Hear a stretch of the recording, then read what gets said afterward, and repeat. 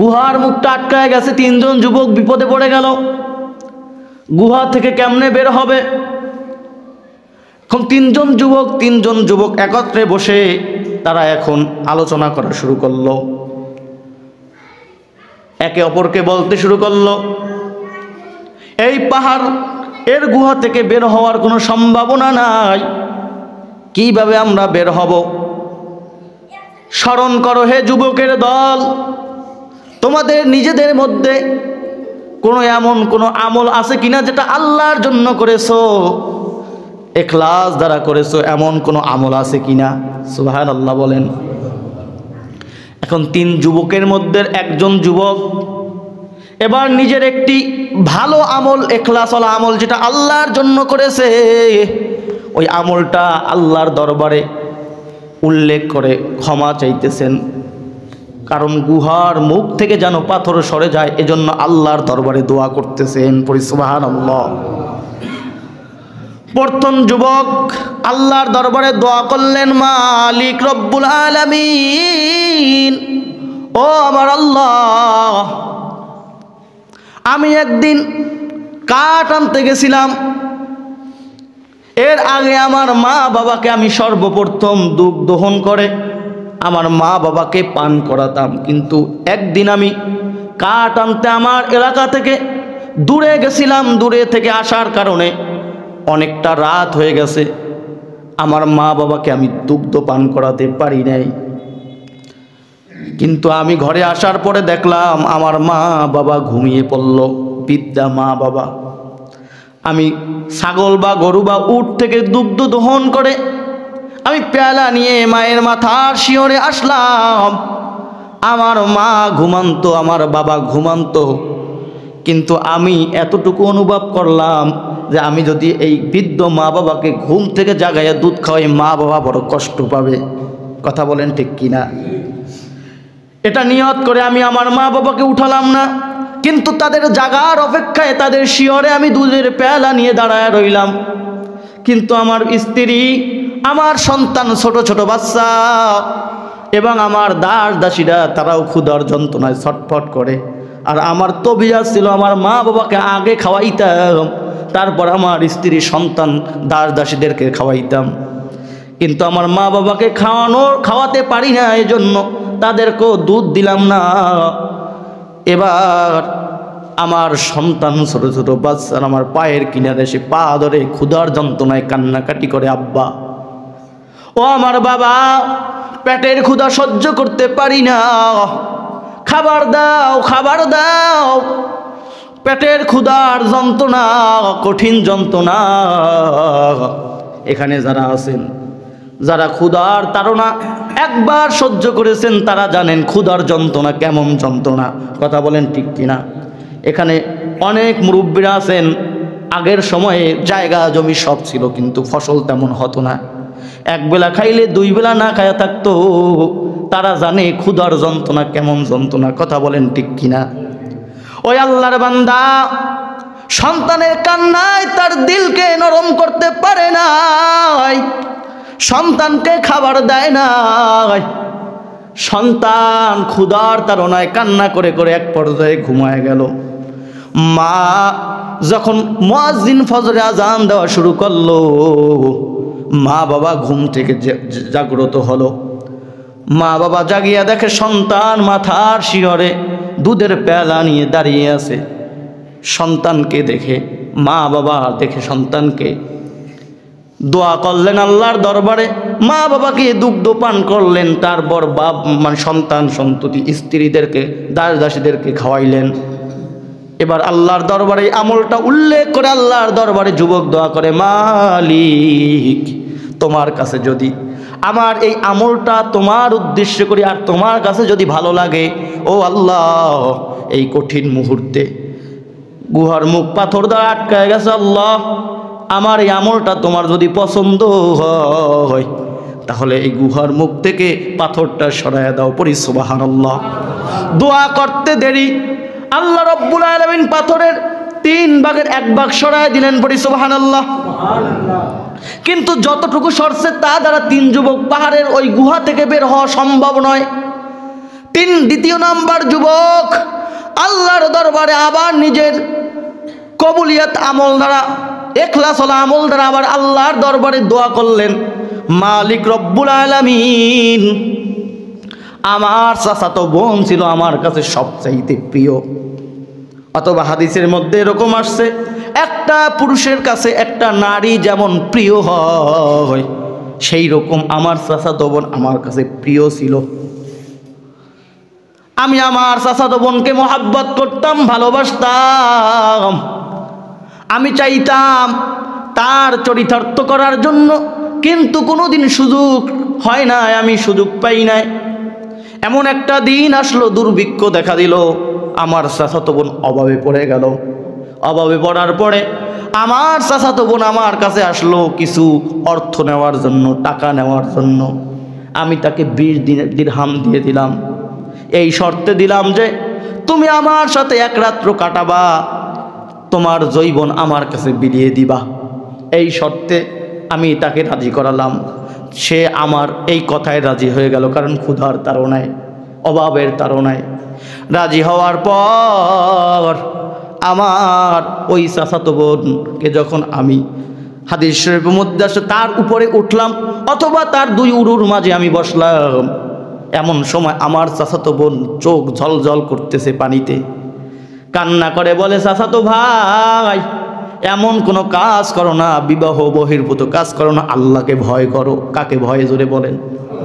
আমাদের সমাজের মধ্যে আল্লাহর ভয় আমাদের অন্তরে নাই, আল্লাহর ভয় নাই, যা মন চাই তা আমরা করে ফেলি। কথা বলেন ঠিক কিনা? কিন্তু তাদের মধ্যে আল্লাহর ভয় কেমন ছিল? যুবক ভাই, এ বৃদ্ধ বাবাজিরা, বৃদ্ধ অবস্থায় আমরা গুনাহের কাজ করি কি করি না? আল্লাহ রব্বুল আলামিনের পয়গম্বর হাদিস শরীফের মধ্যে বলেন, একটা যুবক যদি জিনা করে, আল্লাহ রব্বুল আলামিনের কাছে মাপ চাইলে আল্লাহ মাফ করবেন, কিন্তু কিয়ামতের ময়দানে কোনো বৃদ্ধ যদি জিনা করে, বৃদ্ধ বয়সে জিনায় লিপ্ত হয়ে যায়, আল্লাহ রব্বুল আলামিন এমন 4 ব্যক্তির দিকে কিয়ামতের ময়দানে তাকাবেন না। এর মধ্যে একদল হলো দাড়ি পাকা বৃদ্ধ যখন জিনায় লিপ্ত হয়ে যায়, পড়ি নাউজুবিল্লাহ। আজকে আমরা বৃদ্ধ হয়ে গেলাম, দাড়ি চুল পেকে গেলাম, টিভির সামনে বসে বসে বেপর্দা নারীদেরকে এখনো আমরা দেখি, যেটা যুবকরা দেখবে, কারণ তাদের যৌবন ভরা যৌবন, আল্লাহ তাদেরকে মাফ করারও একটা গ্রান্টেড দিয়ে দিছে। কিন্তু বৃদ্ধ বাবারা, আপনারা যারা টিভির সামনে বসে বসে টিভি দেখেন, আপনারা কিন্তু আল্লাহ মাফ নাও করতে পারে। কথা বলেন ঠিক কিনা? কারণ ওটাও সুখের জেনা। কথা বলেন ঠিক কিনা? এজন্য সাবধান হয়ে যান, আল্লাহর ভয় অন্তরে ঢুকান। এই বনি ইসরাইলের যুবকের অন্তরে কেমন আল্লাহর ভয় ছিল। যখন জেনা করার জন্য প্রস্তুত, যখন বোন কান্না ভরা অন্তর নিয়ে চাচাতো ভাইকে বলল, চাচাতো ভাই, আল্লাহকে ভয় করো, এমন কোন কাজ করো না যার কারণে কিয়ামতের ময়দানে শাস্তি পাওয়া লাগে। কথা বলেন ঠিক কিনা? ওখান থেকে আল্লাহর ভয় যুবকের মধ্যে আসার পর যুবক ওই জিনার কাছ থেকে উঠে দাঁড়ালো এবং তাকে খালাস করে দিল। এবং তিনি বলতেছেন, আমি যে তাকে 20 দিরহাম দিছিলাম, আমি ওটাও নেই না, ওটাও মাফ করে দিয়েছি। ও আল্লাহ, তোমার কাছে যদি আমার এই আমলটা পছন্দ হয়, তাহলে এর কারণে আমাদের এই বিপদ থেকে বাঁচাও। পাথর এই গুহার মুখ থেকে পাথরটা সরায় দাও। পড়ি সুবহানাল্লাহ। যুবকের দোয়া করতে দেরি, আল্লাহ রাব্বুল আলামিন পাথরের আরো এক ভাগ গুহার মুখ থেকে সরায় দিলেন। পড়ি সুবহানাল্লাহ। কিন্তু যতটুকু সরছেন তা দ্বারাও 3 যুবক বের হওয়া সম্ভাবনা নাই। এবার 3য় নাম্বার যুবক আল্লাহর দরবারে এবার তার ইখলাসওয়ালা আমল দ্বারা দোয়া করতেছেন। পড়ি সুবহানাল্লাহ। আমরাও যদি বিপদে পড়ি, দেখবেন আপনার জীবনের কোন আমলটা আল্লাহর জন্য করেছেন, ইখলাস দিয়ে করেছেন, বিপদ মুহূর্তে আল্লাহর দরবারে যদি প্রাণ খুলে দোয়া করেন, আল্লাহ অমুক কাজটা তোমার জন্য করলাম বা করেছিলাম, মালিক আমি বিপদে পড়লাম, মামলা হোক, মিথ্যা মামলা হোক, মেয়ে বিবাহ দিতে পারেন না, হে যুবক ভাই, আপনার চাকরি নাই, আল্লাহর দরবারে ভালো আমল, ইখলাসওয়ালা আমল উল্লেখ করে করে যদি আল্লাহর দরবারে দোয়া করেন, আল্লাহ কবুল করতে পারে কি পারে না? জোরে বলেন। যদি না পারতেন তাহলে আল্লাহ রাসূল এই হাদিস বর্ণনা করতেন না। কথা বলেন ঠিক কি না? যেহেতু হাদিসের মধ্যে রেওয়াত আসছে, অতএব আল্লাহ কবুল করবেন। আমরা চাইতে পারি না, আমাদের চাওয়া বড় দুর্বল। কথা বলেন ঠিক কি না? আমাদের ইখলাস নাই, আল্লাহর ভয় নাই, তাকওয়া নাই। কথা বলেন ঠিক কি না? এখানে যেই জামাত ইসলামের মাহফিল হয়েছিল, প্রধান অতিথির আগে যেই বক্তা বয়ান করছিল তাকওয়ার ব্যাপারে, কথা বলেন ঠিক কি না? কঠিন আলোচনা করছেন। যারা বুঝছেন তো বুঝছেন, যারা বুঝেন নাই শুধু শুনছেন। কি বলছে? তাকওয়া মানে আল্লাহর ভয় শুধু দিলের মধ্যে রাখলে হবে না, বরং সমস্ত কাজ একমাত্র আল্লাহর জন্য করার নামই হলো তাকওয়া। কথা বলেন ঠিক কি না? আমি যা করব সব আল্লাহর জন্য করব, আল্লাহ যাতে খুশি হয় সেটা করব, আল্লাহ যাতে বেজার হয় ওটা করব না। এটার নামই হলো তাকওয়া। আর এই তাকওয়া এটা অন্তর থেকে আসে। তৃতীয় নম্বর, যুবক আল্লাহর দরবারে দোয়া করা শুরু করলো। আল্লাহ, আমি এক সময় ধনী ছিলাম, আমার অনেক কর্মচারী ছিল। আমার অনেক কর্মচারীর মধ্যে আমি যখন মাগরিবের পরে সন্ধ্যার সময় আমি তাদের পারিশ্রমিক বুঝিয়ে দেওয়া শুরু করলাম। আর আজকে আমাদের সমাজে আছে পারিশ্রমিক দেয় না, 3 দিন ঘুরায়, 4 দিন ঘুরায়, 5 দিন ঘুরায়, আসে না নাই? জোরে বলেন। অথচ রাসূল সাল্লাল্লাহু আলাইহি ওয়াসাল্লাম বলেন, শ্রমিকের মাথার ঘাম পায়ে পড়বে, ঘাম শুকানোর আগে তাকে তার হাতে মজুরি দিয়া দাও। কথা বলেন ঠিক কিনা? আর আমাদের সমাজে এই রেওয়াজ নাই, আছে না নাই? জোরে বলেন। আছে নাই? আমরা অনেকে আছে 1 বছর পরেও তার কাজের শ্রমের মূল্য পায় না। কথা বলেন ঠিক কিনা? ঘুরানো যাবে না। চাকরির কর্মস্থলে যারা আছে, যারা চাকরি করেন, তাদের মালিক, অনেক মালিক আছে টাকা মেরে দেয়। ঢাকার শহর এমনও আছে, আমার বাবা উনি কাজ করে টাইলসের কাজ, এমনও আছে বলছে যে আমি 10 দিনের বেতন আমাকে দেয় নাই। কয় যে মারছে বলেন তো? এই যে পরিশ্রম করছে যে এই ব্যক্তি, শ্রমিকের টাকা যিনি মেরে খাইছে, এরা কোনো দিন বড় লোক হতে পারে নাই। আমি নিজে দেখছি, রাজমিস্ত্রি কন্ট্রাক্টর ছিল, টাইসের কন্ট্রাক্টর ছিল, বড় ধনী ছিল, মরার আগে ফকির হয়ে মারা গেছে। কারণ শ্রমিকের চোখের কান্না আল্লাহ বরদাস্ত করে না। কথা বলেন ঠিক কিনা? এজন্য শ্রমিকের গায়ের ঘাম শুকানোর আগে তার মূল্য পরিশোধ করে দিতে হবে। ওই আল্লাহর বান্দা বনি ইসরাইলের যুবক আল্লাহর দরবারে দোয়া করতেছেন, মালিক ও আল্লাহ, ওই আমার শ্রমিক আমার কাছ থেকে ওই একদিনের মজুরি নেয় নাই, সে রাগ করেছে। মজুরি সবাই নিয়েছে, একজনে নেয় নাই, উনি মজুরি রেখে চলে গেছে। আমি ওনার টাকাটা কি করলাম? ব্যবসায় কাজে লাগাইলাম। ব্যবসায় কাজে লাগাইতে লাগাইতে বিশাল ছাগলের পাল হয়ে গেল, গরুর পাল হয়ে গেল, ভেড়ার পাল হয়ে গেল, অনেক দাসী তার। ওই টাকা, একদিনের শ্রমিক, একদিনের মূল্য আমি কাজে লাগানোর কারণে ব্যবসায় আমার এত সম্পদ হয়ে গেল। ওই আল্লাহর বান্দা কয়েক বছর পরে আমার কাছে এসে বলে, ও আল্লাহর বান্দা, অমুক দিন আপনার কাছ থেকে আমি একদিনের শ্রমের পারিশ্রমিক নেই নাই, আমার টাকাটা আপনি ফেরত দিয়ে দেন। সুবহানাল্লাহ। আল্লাহর বান্দা যখন চাইলেন, মালিক তাকে বলল, দেখো মাঠের মধ্যে বিশাল ছাগলের পাল, বিশাল ভেড়ার পাল, এই উটের পাল, এই গরুর পাল সব তোমার, এই দাসী সব তোমার, এই সম্পত্তি সব তোমার। ওই আল্লাহর বান্দা বললেন, আপনি কি আমার সাথে মস্করা করেন, হাসি তামাশা করেন? আমি তো একদিনের শ্রমের মূল্য পাইতাম, এগুলো আমার কেমনে হয়? কয়, বান্দা তুমি যে শ্রমটা রেখে গেছো, আমি ওই শ্রমের টাকাটা ব্যবসার খাতে ব্যয় বিনিয়োগ করার কারণে এই সম্পদ হয়েছে। এই সম্পদের মালিক আমি না, শুধু আমি তোমার সম্পদের পাহারাদার মাত্র, সব তোমার, তুমি নিয়ে যাও। আল্লাহর বান্দা কি করলো? মাঠ ভর্তি ছাগল, মাঠ ভর্তি গরু, মাঠ ভর্তি উটগুলো সব নিয়ে গেল। সুবহানাল্লাহ। আপনি আমি কি করতাম? আরে আল্লাহ, ওই একদিনের মজুরি দিয়েই বিদায় করে দিতাম। কথা বলেন ঠিক কিনা? দিতাম? আপনি আমি দিতাম? যতই জবান আল্লাহর ওলি হোক, কুতুব হোক, পীর হোক, উনি তো দিতে না। কথা বলেন ঠিক কিনা? উনি, আমরা হইলে তো না, আমরা হইলে কি করতাম? নাসিকার যাইতাম। এটা অবিশ্বাস করার কোনো কথা না, বুখারী মুসলিমের হাদিস, সহিহ হাদিস।